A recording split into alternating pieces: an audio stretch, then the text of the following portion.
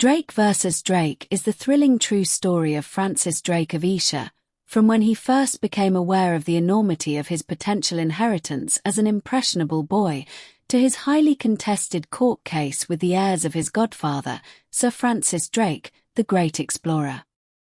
Untold until now, this complex tale revolves around a series of dramatic events from over 400 years ago, and is based upon original memoirs, letters, and legal documents that have survived in the archives.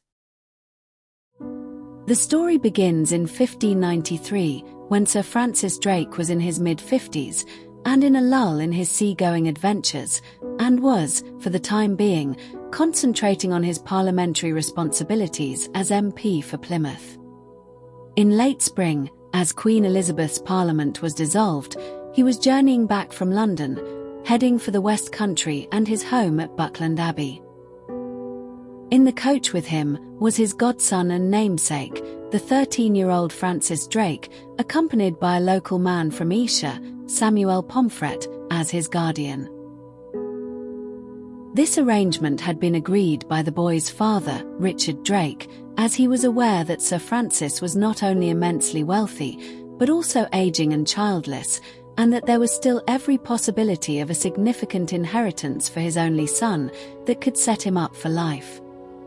Despite his prominent position at Queen Elizabeth's court, Richard Drake's personal wealth was limited. Indeed, he was only a tenant at Esher Place, his riverside manor house. Although they shared the same surname, Richard Drake and Sir Francis Drake were not actually related. They sprang from two different Devon families, Richard's being the wealthier and better connected. But as Sir Francis's exploits led to wealth and prominence, he and Richard had become well acquainted, and sufficiently close that Sir Francis would often refer to Richard as his cousin. In return, Richard had named his only son in Sir Francis's honour, who had agreed to become the boy's godfather. The awestruck youth, Francis Drake, would spend 3 months in the formidable presence of his namesake. This would undoubtedly have been a truly memorable experience, given the treasure trove of stories from around the world that he would have heard. Significantly, as will become apparent later, young Francis would also have met Jonas Bodenham at Buckland Abbey. Jonas had been brought up and educated in the Devon household since boyhood, and performed several jobs, including looking after his master's business interests and property holdings. Moreover, a frequent visitor would have been Sir Francis Drake's much younger brother, Thomas, with whom he had a very close bond, as they had sailed together on the voyage of circumnavigation a few years earlier. By contrast, Thomas Drake and Jonas Bodenham had an uneasy relationship, affable on the surface, but wary of each other. Years later, during the court case in 1605 that Francis Drake of Esher would bring against the heirs of Sir Francis, Samuel Pomfret would recall the trip to Buckland Abbey and the parting words on their departure back to Surrey. He testified that Sir Francis Drake's promises of an inheritance were vague and evasive, but I remember that Sir Francis handed a jewel to his godson, together with a few coins in a purse as a leaving gift. This recollection diverged significantly from that of the young Francis Drake, whose memory of the same conversations had cemented over time into an incontestable truth, which was that he had been assured that Sir Francis Drake would make him his heir and leave him all his lands in his will. This belief had informed his expectations of life, that of great wealth and the elimination of the money troubles of his father. As will be seen, his disappointment in the reality of Sir Francis's will formed the root of a deep and damaging conflict.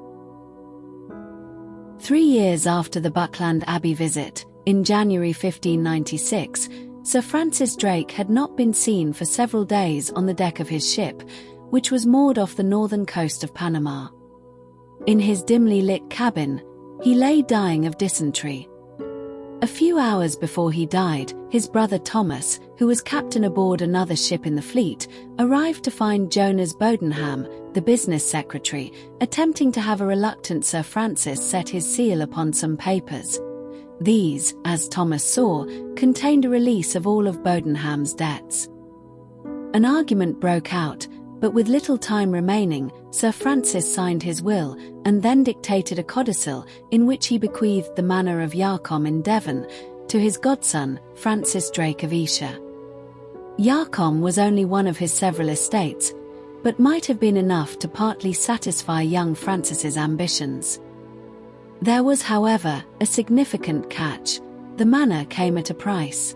£2,000 was to be paid within 2 years, representing a discount to the estate's market value, but still making the legacy a very mixed blessing. Francis's interests were being managed by his cash-poor father, Richard, who could not afford to pay, so Thomas Drake decided to give them a small sum and keep the manor for himself. At the beginning of 1603, 7 years after the shock of Sir Francis Drake's codicil, the feeling of having been cheated out of an expected inheritance was still festering at Esher Place, Richard Drake's rented seat in Surrey. In April, Francis Drake, now aged 23, married Joan Tothill of Chardelows near Amersham. But soon afterwards, in July, his father Richard died suddenly, and the newlywed Francis, as an only son, found himself head of the family and in need of money. Subsequent events suggest that his thoughts now focused on the pittance he had received in Sir Francis's will, and on the much greater promise that he believed had been made at Buckland Abbey 10 years earlier. These subsequent events were significant.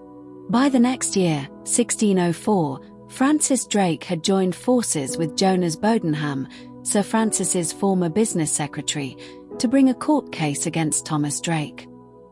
They aimed to deprive Thomas of some of his immense inherited wealth by accusing Sir Francis Drake of having defrauded the crown. Their plan, with the agreement of King James I, who was now on the throne, was to recoup some of these crown losses and take a sizable sum as a reward.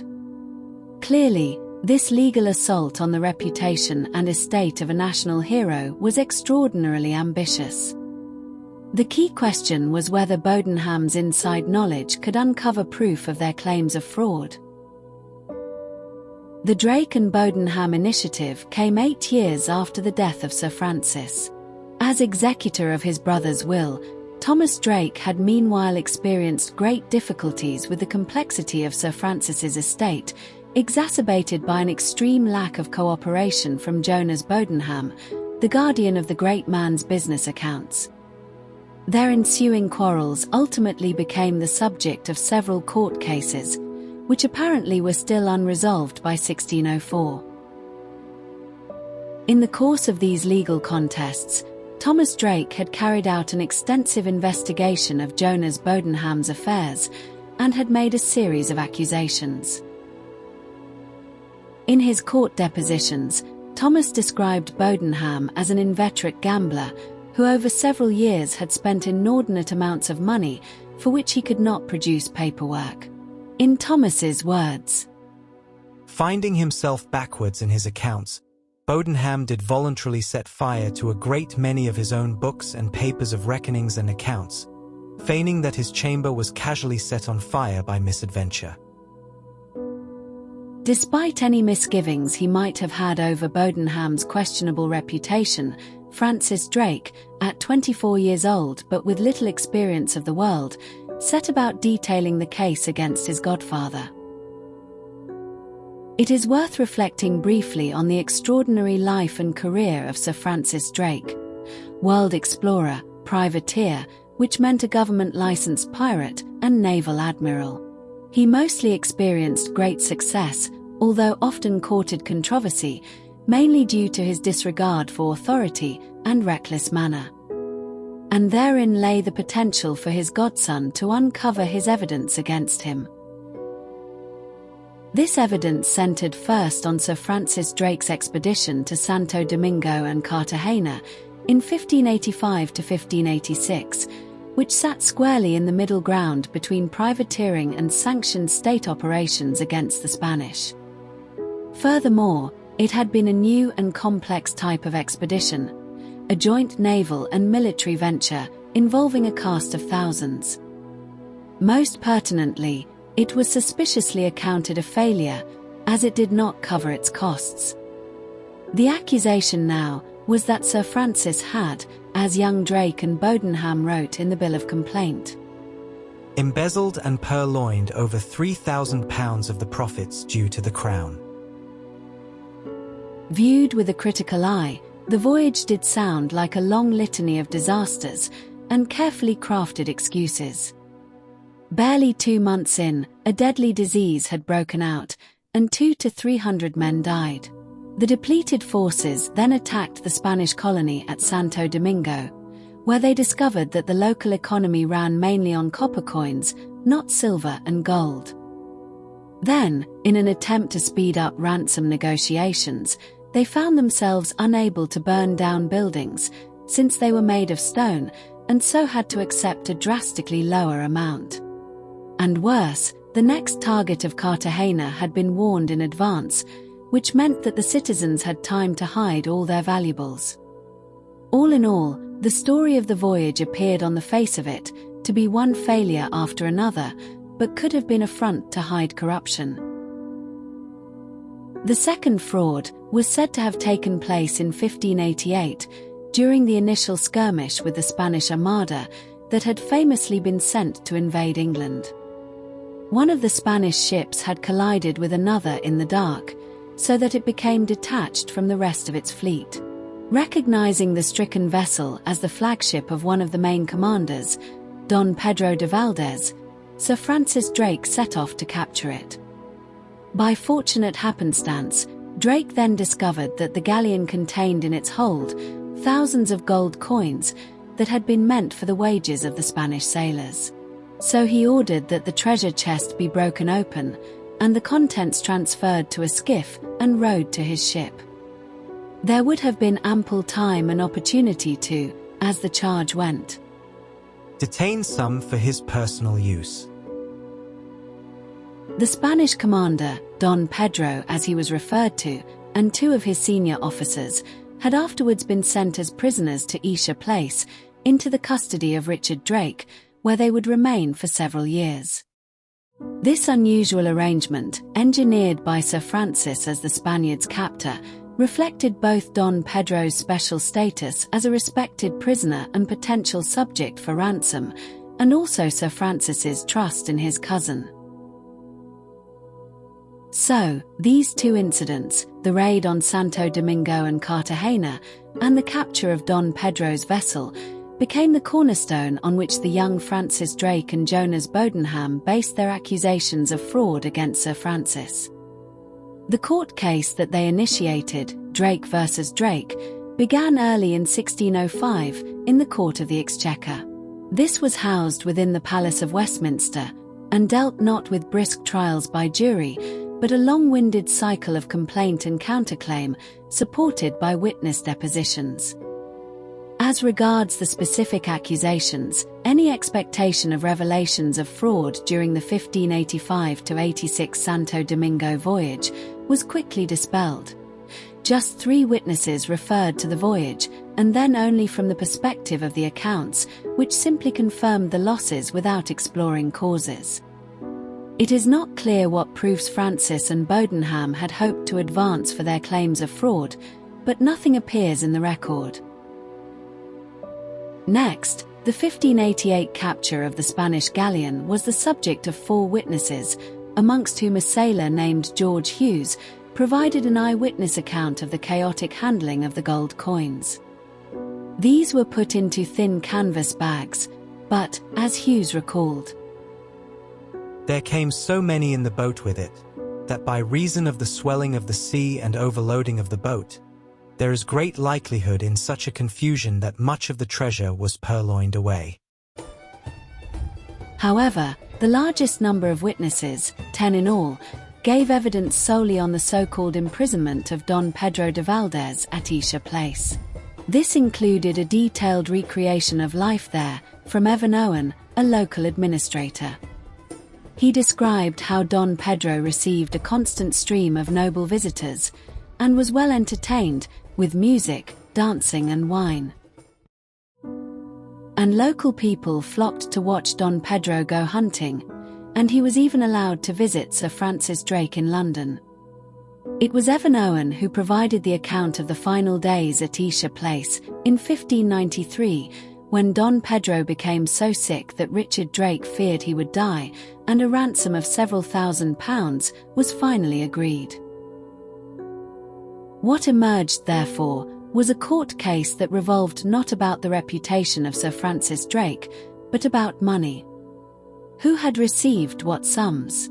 Did any money need to be paid back, and if so, to who? At the heart of the matter was whether the Drakes of Esher had been entitled to keep the ransom money, as recompense for the vast sums paid out for the upkeep of Don Pedro and his fellow Spanish prisoners, and their many noble visitors, for almost 5 years, which was what Francis had always asserted. It must therefore have been an unpleasant surprise for Francis when Thomas Drake produced 2 witnesses who directly contradicted Francis's version of events. These were a married couple, Margaret and Simon Wood, who had been servants of Sir Francis Drake at his residence in the City of London. Margaret Wood, aged 50, recounted how Richard Drake was given an allowance from Sir Francis Drake for what she termed the diet of Don Pedro and the others, of £4 per week, and that Richard Drake's servants would come to the house to collect it. In other words, far from being out of pocket, it would appear that the Drakes of Esher had been well paid for looking after Don Pedro. Simon Wood, aged 60, who had served with Sir Francis during the battle against the Spanish Armada, stated that Sir Francis had often, in addition, sent wine and other provisions. He also recalled one memorable occasion when I was with Sir Francis Drake, who had invited Don Pedro to London, and whilst walking in St. James's Park, we encountered Queen Elizabeth, who spoke with us all, and clearly treated Don Pedro as Sir Francis's prisoner. After months of intermittent court proceedings, the legal year of 1605 came to an end, without any conclusion to the case. Prospects were not good for Francis Drake of Esher. His accusations of fraud against his godfather, Sir Francis Drake, had not been proven in the slightest, and there was now a risk that the substantial ransom money given to his father might have to be repaid. The court decided to meet next in Plymouth in the spring of 1606 to allow Thomas Drake to consult some documents that were stored at Buckland Abbey. But on the way back to Devon, facing the elements in the coldest month of the year, on the tortuous 200-mile journey, Thomas caught a severe chill, and by early April he was dead. With his death, there was no longer a case to answer, since in order to avoid the involvement of Parliament, the royal grant of a share of any money reclaimed had been brought against Thomas Drake personally, and not against the estate. For Francis Drake, who had just arrived in Plymouth, this was a financial and personal disaster. He might not now have to pay back the ransom money, but there would be no long-awaited inheritance, only the costs of the lengthy court proceedings. Back at Esher Place, with no reward, only expenses, from the court case, belts would have to be tightened, and there would be no unnecessary spending or frivolous entertaining. With his Puritan family background, it would only be a short step from here for Francis Drake to turn the household inwards and to seek God from within its own walls. For his wife, Joan Drake, this clampdown on amusement and the burden of religious duties would have added to her burgeoning physical and mental struggles. It is known from the historical record that Francis Drake became a staunch Puritan in the years following the court case, because this was recorded in a memoir by Dr. John Hart, his wife's spiritual advisor.